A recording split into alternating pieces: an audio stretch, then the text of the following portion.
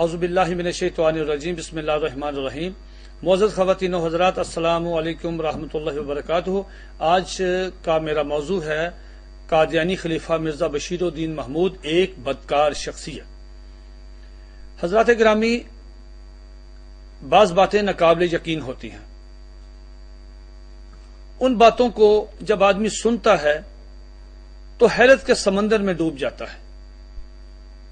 عقل بھی اس کو نہیں تسلیم کرتی، دل بھی اسے ماننے سے انکاری ہوتا ہے، لیکن کیا کیجئے، وہ حقیقت ہوتی ہیں۔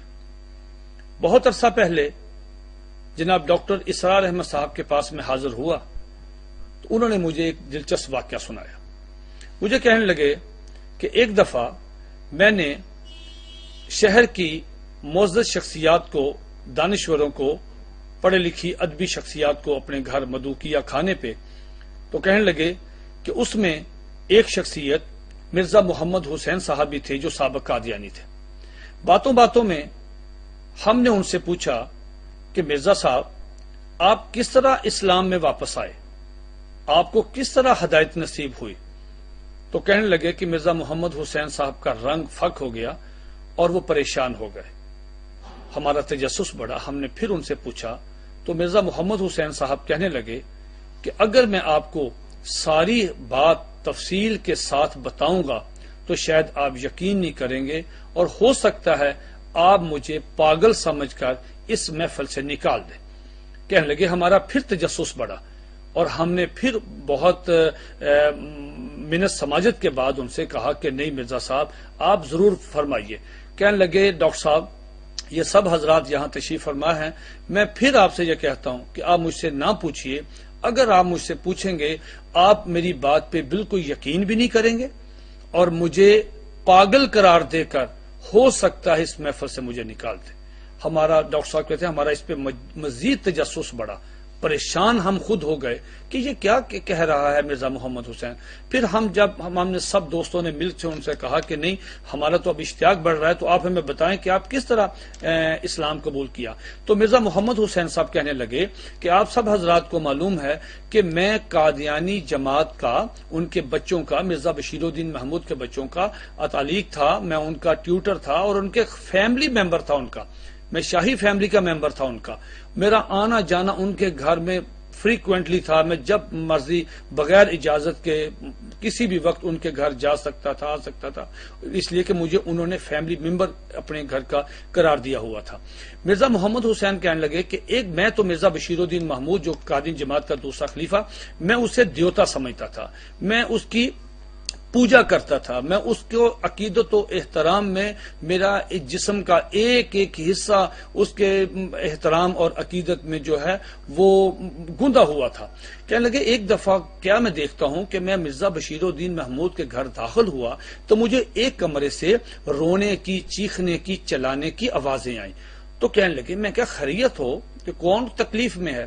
کہنے لگے میں اس کمرے میں داخل ہوا تو یہ دو دیکھ کر میرا سانس اوپر کا اوپر، نیچے کا نیچے رہ گیا اور میں انتہائی پریشان اور ایک بت کی مانند کھڑا ہو گیا کہ یہ کیا، میں کبھی اپنی آنکھوں کو دیکھوں اور کبھی اپنے ہاتھوں کو، کہ یہ کیا میں خواب تو نہیں دیکھ رہا۔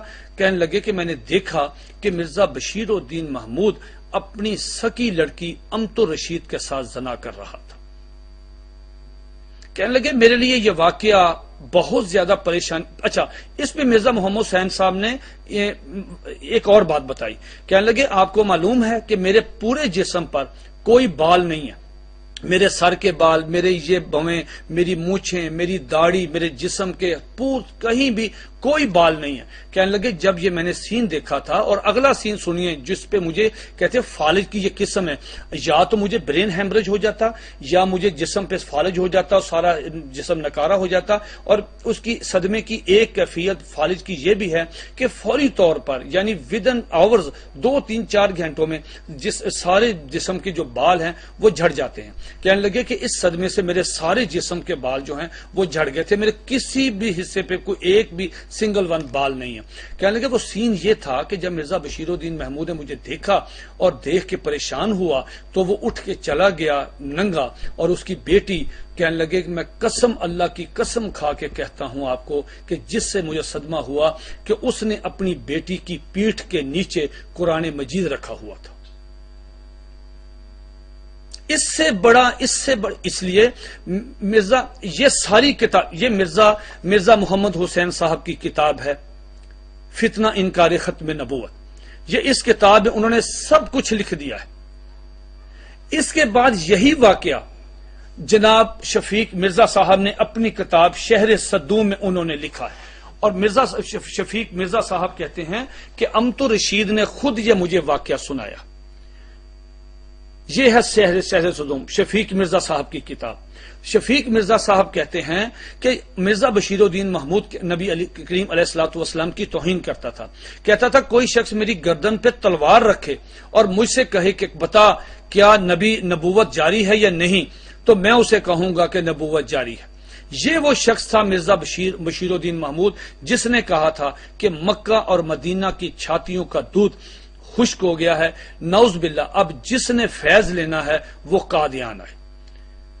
شفیق مرزا صاحب یہ سارا واقعہ لکھنے کے بعد نیچے 3 جملے لکھتے ہیں. وہ کہتے ہیں کہ جو شخص حضور نبی کریم علیہ الصلوۃ والسلام کی عزت و ناموس پہ بھونکتا ہے, نبی کریم علیہ الصلوۃ والسلام کی توہین کرتا ہے, اللہ رب العزت اس شخص کے دل و دماغ سے عصمت اور حرمت کے معنی چھین لیتا ہے.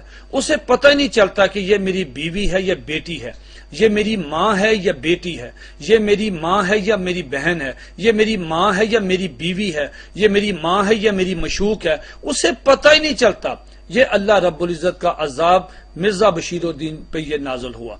یہ واقعہ جو میں نے ابھی سامعین کرام آپ کو سنایا, یہ 2 کتابیں یہ ہو گئیں.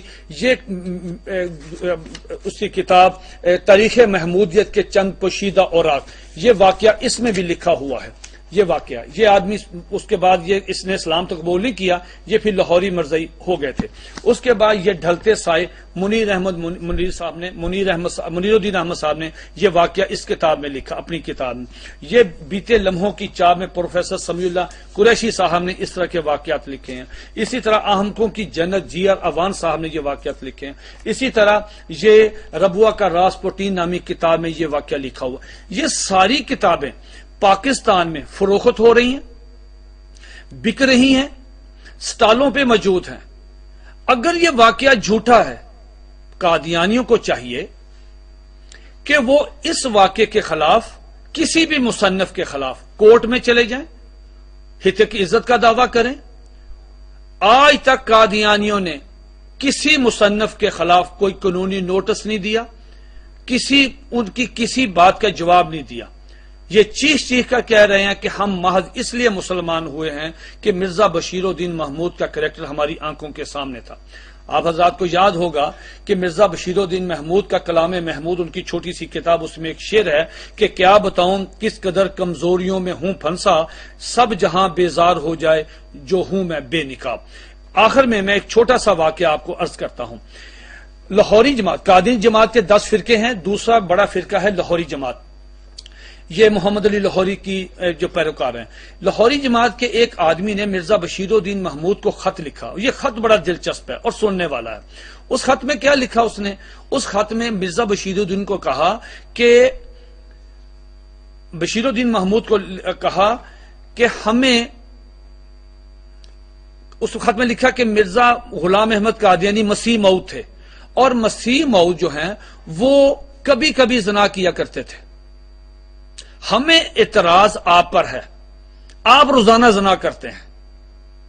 یہ خط مرزا بشیر الدین محمود نے اپنے کسی جمعہ کے خطبے میں اپنی عبادت گاہ میں یہ بیان کیا. اس کے بعد اب دیکھیے قدرت کا انتقام کہ مرزا بشیر الدین محمود کی ہدایت پہ یہ خط روزنامہ الفضل, جو قادیانی کا روزنامہ الفضل ہے, اس کی اشاعت 31 اگست 1938 یہ میرے پاس اس کی فوٹو کاپی موجود ہے اس الفضل کی، جس میں یہ خط لکھا کہ حضرت مسیح موعود یعنی مرزا غلام احمد قادیانی وہ ولی اللہ تھے، اور ولی اللہ کبھی کبھی زنا کرتا ہے، ہمیں اعتراض مرزا بشیر الدین محمود پہ ہے، خلیفے پہ، وہ روزانہ کرتا ہے، یعنی اس کو بھی کبھی کبھی کرنا چاہیے، روزانہ نہیں کرنا چاہیے۔ یہ قادیانی جماعت کا ایک پورا سائیکی اور نفسیات ہے کہ وہ جانتے بھی ہیں کہ مرزا غلام احمد قادیانی زانی تھا، وہ جانتے ہیں کہ مرزا بشیر الدین محمود زانی تھا، اس کے باوجود وہ اس کی جماعت کے ساتھ چمڑے ہوئے۔ لہذا میں سمجھتا ہوں کہ اگر قادیانیوں کی یہ بات، سابق قادیانیوں میں سے اگر کوئی شخص جھوٹ بولتا ہے تو اس کو چاہیے کہ وہ اس واقعے کے خلاف عدالت میں جائے، اور اگر وہ عدالت میں نہیں جاتے تو اس کا مطلب یہ ہے کہ یہ واقعہ بالکل سچا ہے اور یہ واقعہ بالکل درست ہے۔ اور آخر میں جب میری شفیق مرزا صاحب سے بات ہوئی تو میں نے شفیق مرزا صاحب سے کہا کہ آپ نے اپنی کتاب شہر صدوم میں یہ جو واقعہ لکھا ہے، تو شفیق مرزا صاحب مجھے کہنے لگے کہ متین صاحب، میں نے جب مرزا امت الرشید سے بات کی تو وہ کہنے لگے کہ امت الرشید نے مجھے بتایا کہ مرزا محمود سے کسی نے پوچھا کہ تم نے ایسا کیوں کیا، اس کی تو عمر ہی بڑی تھوڑی تھی، تو تم نے اس کے ساتھ زنا کیوں کیا؟ تو کہتے مرزا بشیر الدین محمود نے جو جواب دیا وہ یہ تھا، کہا کہ ایک شخص بیج ڈالتا ہے اس پودے، کسی پودے کا، اس کی حفاظت کرتا ہے، اسے دھوپ سے بچاتا ہے، اسے کھاد ڈالتا ہے، اسے پانی ڈالتا ہے، وہ پودا جوان ہوتا ہے، پھل لگتا ہے۔ بشیر الدین کہتا ہے کہ پھل خود کھانا چاہیے، کسی کو نہیں کھلانا چاہیے۔